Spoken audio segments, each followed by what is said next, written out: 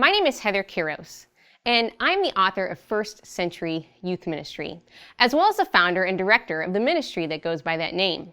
And today, I want to ground you in a few key concepts found in chapter 1 of my book, First Century Youth Ministry. I want us to put on a new set of lenses today. For us to truly understand Jesus and his message, we must remove the lenses we wear that cause us to only see things from the Western world and put on a new pair of glasses bathed in the world of the Middle East. As we begin, we have to understand something very important if we want to truly contextualize Jesus and his message. Jesus was Jewish. Therefore, understanding the culture that produced him is immensely important in understanding discipleship.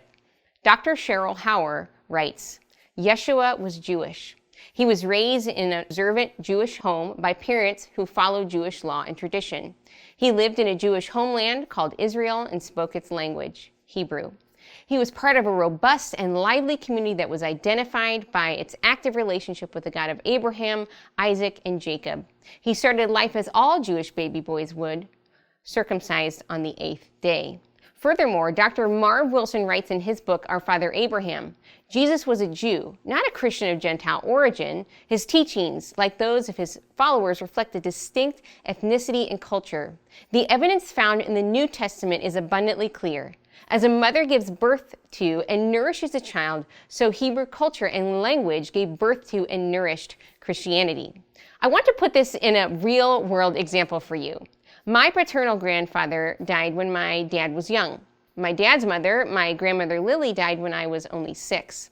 I remember small elements of her life, her love of purple, and how she used to make my brother eat green beans, which he hated, but my memory of her isn't really the best. My maternal grandparents, however, lived for a very long time. In fact, my maternal grandmother is still alive. I understand who my mom has become and who I've become due in large part to what I saw in her parents when I was growing up, which actually helps me understand the ways in which I'm wired too. I lack this close personal knowledge of my dad's side of the family, and because of that, I am less clear on how my dad came to be who he is. In the same way that I have questions about how my dad came to be my dad as I know him, I wonder how we can fully understand and know Jesus and ourselves without knowing our ancestral history. And beyond that, is it even possible to understand what discipleship can look like in our youth ministry settings without having a grasp of the Jewish idea of community in the first century, or a sense of the time commitment it took to be a disciple who followed a great rabbi? Just as spending time with my maternal grandparents led to understanding my mom, and ultimately a deeper understanding of myself, gaining an understanding of the culture and practices of the Jewish people of the Near East will increase our understanding of Jesus. The truth is, in trying to westernize the Bible, written in an Eastern world, we have stripped much of its Hebraic heritage. I'd like to show you how that's true by sharing an experience I had while on a life-changing discipleship experience in the land of Israel. One day, my group was exploring the city of Jerusalem and the probable places of Jesus' death and resurrection. Our director shared with us that each day on Temple Mount at 9 a.m. and 3 p.m., a lamb was sacrificed to atone for the people's sins. It was a daily reminder of God's cleansing of Israel's sin. An individual would step out on Temple Mount at 9 a.m. and 3 p.m. to blow a shofar, letting the people know that the lamb was being sacrificed. I remember standing there near Temple Mount as our director was telling us these things. I could picture the individual coming out on Temple Mount, blowing the shofar.